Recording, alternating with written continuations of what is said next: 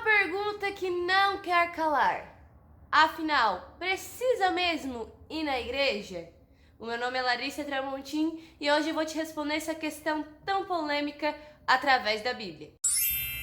E aí galera, paz do Senhor, como é que vocês estão? Eu já quero pedir desculpa aqui porque eu tô fanha, né? Porque eu andei meio gripada. Mas vamos ao que interessa, né? Entre tantos argumentos que existem por aí, uns dizem que para ser salvo tem que ir na igreja. Outros dizem que para ter Deus não precisa ir na igreja porque Deus está em todo lugar. Primeiro ponto, aqui não existem achismos. O que você acha, o que eu acho, nada disso vale. O que vale é o que está na Bíblia. Então a gente tem que conseguir provar as coisas pela Bíblia. Agora, se você me diz que você serve a Deus, mas você não concorda com o que está na Bíblia, então o Deus que você serve simplesmente não é o Deus criador dos céus e da terra, é um outro Deus que você serve. E se você ainda está pensando o contrário, então você está enganando a si mesmo. Porque isto daqui, meu querido, é a boca de Deus falando o que a gente precisa para nossa vida. Deus está vivo nessas páginas aqui. E se você não concorda com isso daqui e diz que ama a Deus, você está sendo um hipócrita. Então, o que a Bíblia diz sobre isso? Primeiramente, que todos estão certos em dizer que Deus está em todo lugar, porque Salmo 139:5 vai dizer que Deus é onipresente, ou seja, Ele está realmente em todos os lugares. Mas a gente não vai na igreja porque acha que Deus está só na igreja ou porque acha que Deus não está nos outros lugares. Pelo contrário, Atos 17:24 vai dizer o seguinte, que Deus, ele não habita em santuários feitos pelas mãos humanas.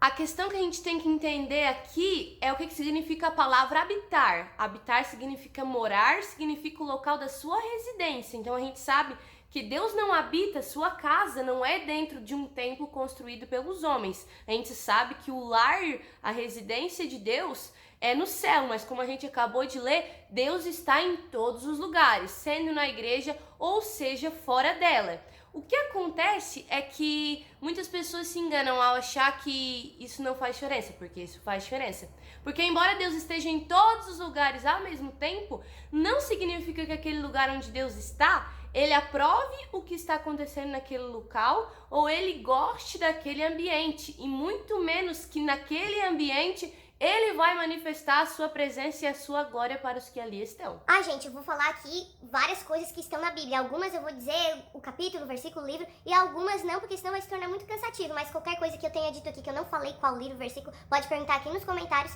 que eu respondo com o maior prazer.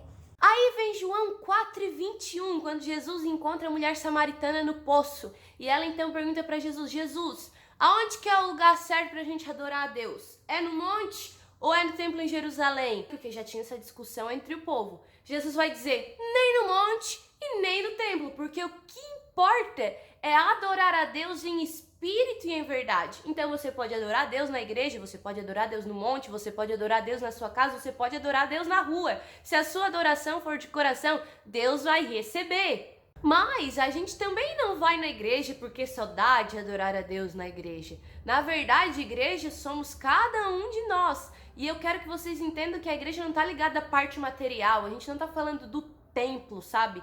Não é os tijolos. A igreja ela pode estar numa casa, a igreja pode estar numa praça. Afinal, Jesus disse em Mateus 18:20 que onde estiver 2 ou 3 reunidos em meu nome, ali eu estarei. Mas sabe o que Jesus também disse em Mateus 16:18 para Pedro?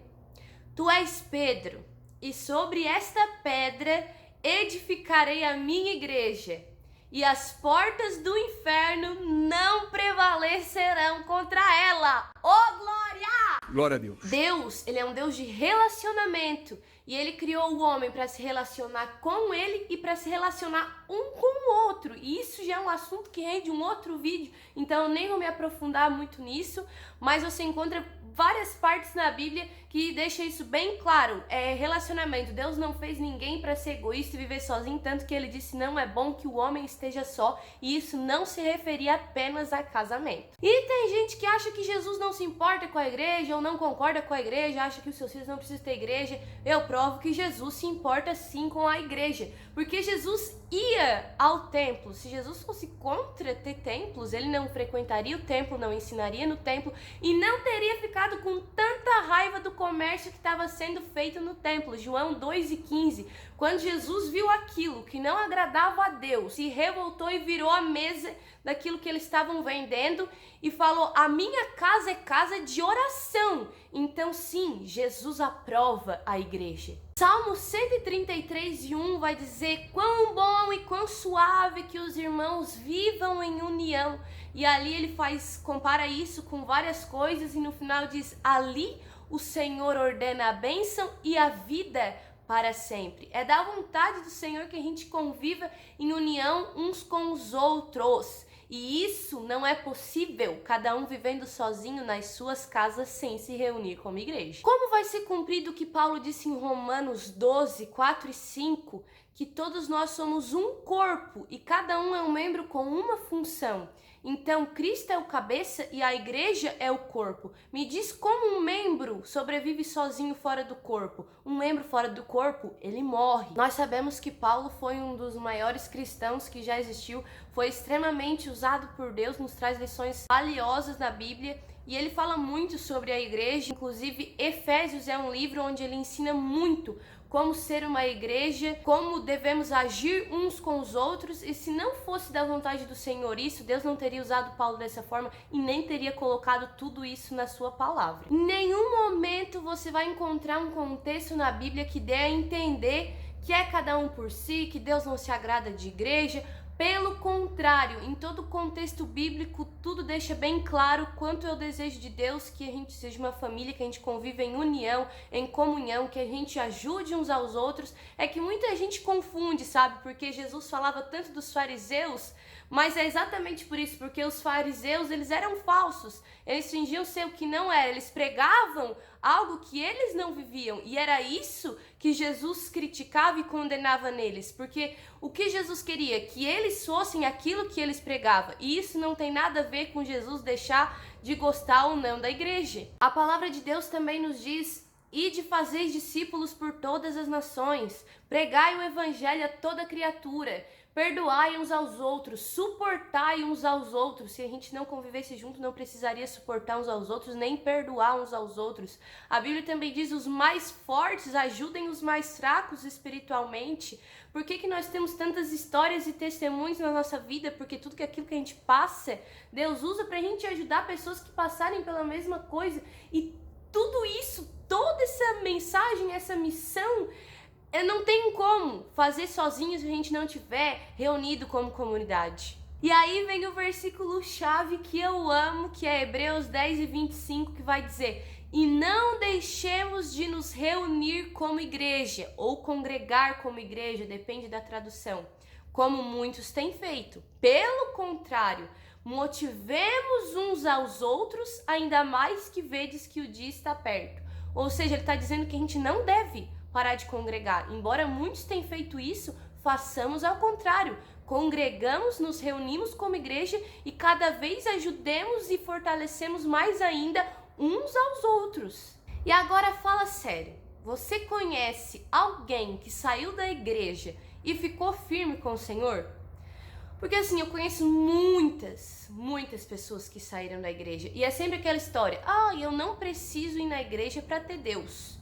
Mas todas essas pessoas não ficaram firmes com Deus. Essas pessoas se afastam de Deus, elas andam por caminhos tortuosos totalmente ao contrário da palavra. E isso é muito triste. Então o verdadeiro problema é porque as pessoas não estão entendendo por que a gente precisa de igreja. Porque as desculpas e os argumentos que estão usando não precisa ir na igreja para sentir Deus. Realmente, Ele está em todos os lugares. Não precisa ir na igreja para ser salvo. Realmente não é a igreja que te salva. Só que é uma consequência. Sabe aquele exemplo das obras? Ninguém é salvo pelas obras. Só que é uma consequência. Se tu é salvo, os teus frutos são as obras. Então, se tu é salvo, tu acaba indo na igreja. E não o contrário, ir na igreja para ser salvo. Inclusive, tem muita gente que está indo na igreja com a motivação errada. Pensando, se eu ir na igreja, eu vou ser salvo. E infelizmente vai ter muitas pessoas que frequentam a igreja que não serão salvas, porque não têm um relacionamento com Deus, não levam uma vida segundo a palavra de Deus, só vão lá, toda semana estão dentro da igreja e vivendo uma vida toda fora da vontade de Deus e sem se relacionar com Deus. E aí acha que vai ser salvo porque, o que importa é ir na igreja toda semana. Não, não, não, não, não, não, não, não.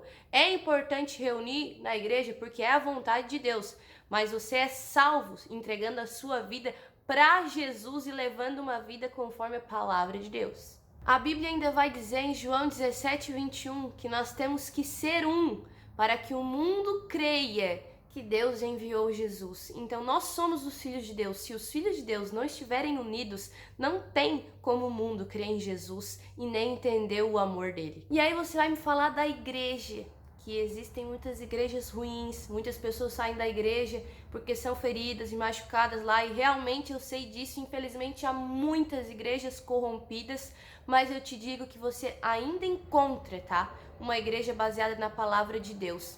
Mas uma igreja perfeita nunca vai existir, porque a igreja é formada de pessoas, e pessoas têm defeitos, pessoas têm pecados, por isso que a Bíblia diz: amar e perdoar uns aos outros como Deus faz com a gente. Então saia da sua zona de conforto, da sua comodidade, do seu individualismo, e encontre uma palavra o mais próximo possível dessa verdade. Cumpra o seu papel de membro no corpo, e eu tenho certeza que tudo vai valer a pena, porque essa é a vontade de Deus para nós. E assim como diz o Salmo 122, que a gente também possa dizer: alegrei-me quando disseram, vamos à casa do Senhor.